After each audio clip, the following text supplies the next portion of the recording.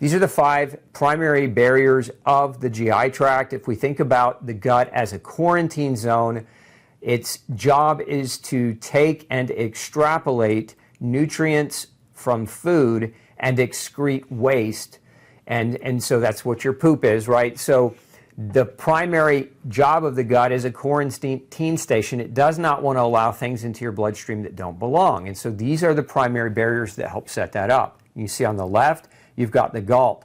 That stands for gastro-associated lymphoid tissue. When we say that 70 to 80% of your immune system is within your gut wall, this is what we're referring to. Now, the second key thing there you can see is the tight junctions. These are the little protein snaps that hold the intestinal cells together and prevent the leakage from occurring. Then you have mucosal IgA and the mucosal barrier. This is a layer of mucus with antibodies. These antibodies serve as handcuffs, the police force, if you will, of the gut lumen, protecting you from allowing things that don't belong into your bloodstream. They bind those things and help you poop them out, and that mucus barrier helps act as a physical shield. Then you have the friendly bacteria, and these bacteria do several things. One, they help you digest your food. They also help produce vitamins. They also secrete a substance called mucin that coats and lines your GI tract. These bacteria can also talk to your immune system. That's called immune crosstalk. They send messages between your GALT to tell your immune system how to prepare for what might be coming. And then you have stomach acid. And this is a barrier that commonly gets left out. Stomach, and this is one of the reasons why antacids are such a bad idea for most people, it's stomach acid kills abnormal microorganisms before they have an opportunity to get deeper down into your intestines and colonize it. So this is a very important part of that barrier and its function. Now, if you look at this next diagram, these are some common causes of leaky gut. If you look at this, you've got food allergens, infection, medications, aggressive exercise, pesticides, plastics, GMO foods, and gluten. And we can scroll in if you want references there. We'll scroll in on those references and you can check those out. But there are other causes of leaky gut as well. Alcohol, we now know, can cause it. Fructose, sleep disruption or not sleeping adequately, nutritional deficiencies, particularly nutrients like vitamin D, mold toxins or mycotoxins can cause leaky gut. Food additives, a number of studies have now shown linkages to different types of food additives commonly found in processed food products are contributing to leaky gut, and as well toxic metals. So a number of different reasons why we develop a leaky gut. Now, why do we eat? We're supposed to be eating for energy, right? It's a substrate that allows our body to get access to carbs, fats, proteins, and micronutrients like vitamins and minerals. These are the building blocks to how we make energy, how we repair, how we heal and maintain our body.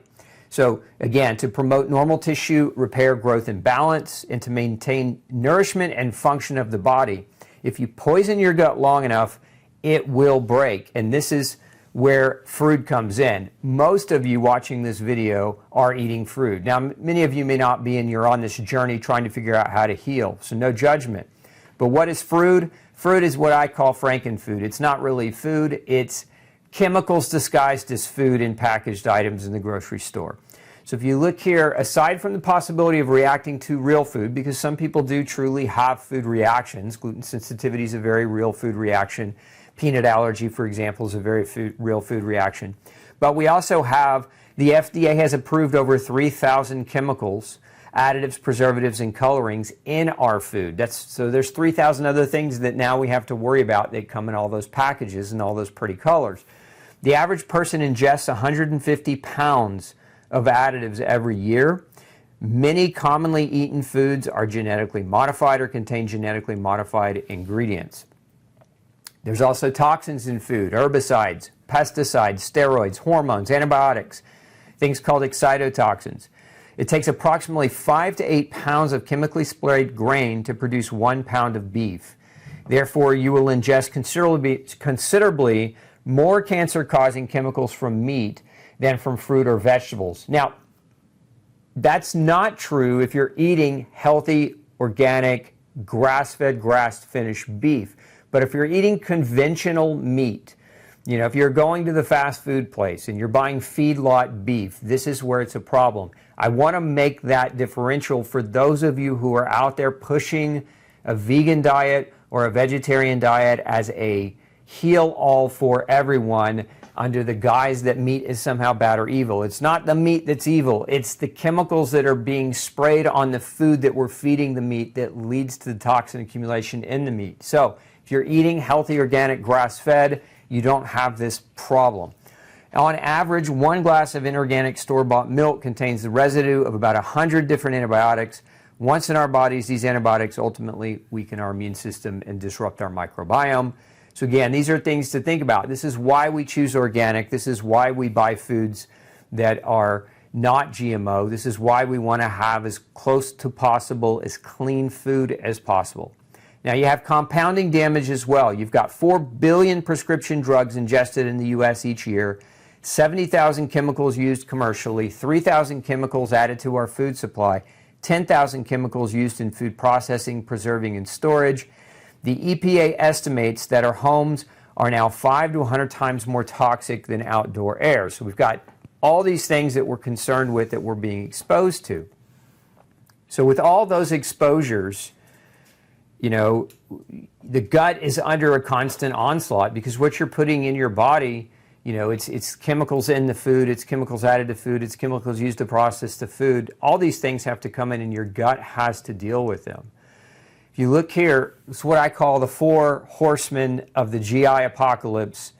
Number 1 is gluten and grains. Again, the most well-studied cause of leaky gut to date is gluten, hands down. Then we have the chemicals that we were talking about. We have microbial imbalances. This is where we have an inadequate microbiome. Either we're missing certain species or we're not colonizing certain species, largely due to the massive exposure to antibiotics. And then we add nutritional deficiency to that, so now the gut doesn't have the capacity to heal or repair itself. Remember, the gut needs nutrients to heal and repair, and when the gut is being damaged by what you're eating, and what you're eating is supposed to provide nutrients, but what you're eating is doing the damage to the gut, and now you're malabsorbing, and the food you're eating doesn't have adequate nutrients. It's a double-edged sword that leads to persistent GI damage. So let's talk a little bit about gluten. Gluten is the number 1 cause, most well-studied reason why leaky gut occurs, so I think it deserves a little bit of time and attention. If you look at this diagram, you can see there are a couple of different types of reactions that can occur. You can have acute reactions in the form of IgE antibody responses that can occur, and this is really typical for people that consume wheat, and there are people that have wheat allergy. But this can cause acute pain, so acute stomach pain or aches. It can also lead to asthmatic symptoms. It can cause the throat to close down. It can cause diarrhea. It can even cause vomiting. So those acute symptoms generally happen within the first 3 hours after exposure. Then on the right side of this diagram, you have the delayed responses, and there are multiple different types of immune responses here. There's T-cell responses, immune IgG and IgA and IgM responses. There are immune complex responses as well. The window of these responses is about a 2-week-long window, so these are less obvious types of inflammation. It's important to understand that because many of you will eat gluten and say, I don't feel bad when I eat gluten, but you still have health issues. You just don't feel acutely bad after consuming gluten. It's because these types of delayed reactions just cause chronic inflammation all the time. The more exposure you get, the more inflammation builds. The longer the inflammation is there, the more propensity to develop illness. So at any rate, both of these acute and delayed responses lead to chemical inflammation that causes gut damage that can contribute to the development of leaky gut. Then you also have what many refer to as gluten intolerance. Remember, gluten sensitivity is not the same thing as gluten intolerance. An intolerance to a food is when you have or lack the ability to properly digest that food. So think of intolerance as lacking the enzyme capacity to break the food down. Now, when we can't digest gluten, that can contribute to gut dysbiosis. In essence, changes in the microbiome, changes in the bacteria that live inside our GI tracts. This can contribute to leaky gut, otherwise known as intestinal permeability. Once your gut is leaking, you can now start developing what we call acquired food reactions, meaning now that your gut is leaking, foods are leaking through, not being properly assessed by the immune system, your immune system starts to overreact to the foods that are leaking through. This is why you can develop multiple types of food reactions as time goes on. This is one of the reasons why we see kids and adults alike developing more and more reactivity to food. It's because their guts are leaking and they are acquiring more and more reactions as time goes on. So, you can also see that with gluten intolerance, you can get zonulin production. Now, zonulin is a protein that creates a dismantling of the tight junctions. So, we've got more than one mechanism for gluten intolerance creating or contributing to leaky gut, and it's important that you understand those.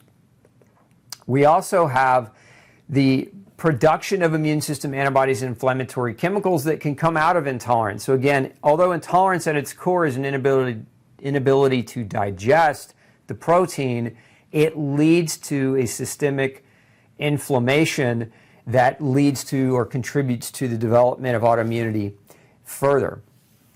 Now let's check out a couple of studies on this. If you look here on the left-hand side, you can see here in this study, based on our results, we concluded that gliadin activates zonulin signaling irrespective of the genetic expression of autoimmunity, leading to increased intestinal permeability to macromolecules. In other words, the gluten creates leaky gut. In the second study published in the Journal of Gastroenterology, you can see gliadin binds to CXCR3 and leads to MYD88 dependent zonulin release and increased intestinal permeability. Another study showing how gluten can contribute to or cause leaky gut.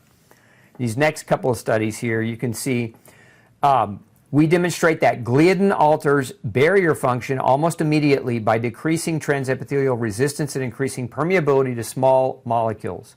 Gliadin caused a reorganization of actin filaments and altered expression of the tight junction proteins and the adherent junction protein E-cadherin. So again, gluten causing leaky gut. If we're going to make sense of this without all the technical terminology, gluten causing leaky gut. And then this next study here demonstrates that gliadin exposure induces an increase in intestinal permeability in all individuals, regardless of whether or not they have celiac disease. Now, I want to pause there for just a minute because there's a lot of you saying, I'm not gluten sensitive, I don't need to worry about eating gluten, I'm going to keep eating gluten. Let me reread that statement to you. This study demonstrates that gliadin exposure induces an increase in intestinal permeability in all individuals regardless of whether or not they have celiac disease. Why is that important to understand? 60% of total caloric intake in the U.S. is wheat. 60%. This is one of the major reasons why we see heightened food allergies, heightened intestinal permeability, and heightened development over the last many decades of autoimmune reactions developing in individuals. Because gluten was not always consumed at that level. 60% of total calories just from wheat. Now, when you add other grains to that calorie base, the number's even higher, but at least 60% just from wheat alone. You think about that, pizza night, hamburgers, pasta, everything that we do, kids' cereals, donuts, kolaches, all the things that we feed on a regular daily basis as a major part of the staple of the diet are grain-based foods. This was not always the case. We can go back as little as 50 years ago and see that the consumption of grain was far less than it is today. So this is important for those of you, even if you're not gluten sensitive, because if you're using grains as a primary staple food in your diet, you are triggering this leaky gut response and you are setting the stage for the development of autoimmune disease. And you can see in this next study, gluten alters barrier functions in patients with IBS-D, so those of you with irritable bowel syndrome, particularly in HLA-DQ2-8 positive patients. These findings reveal a reversible mechanism for the disorder. How many of you have been diagnosed with irritable bowel syndrome and told that gluten is not an issue or food is not really the issue and you just need to take your medicine and be quiet? Well, not true.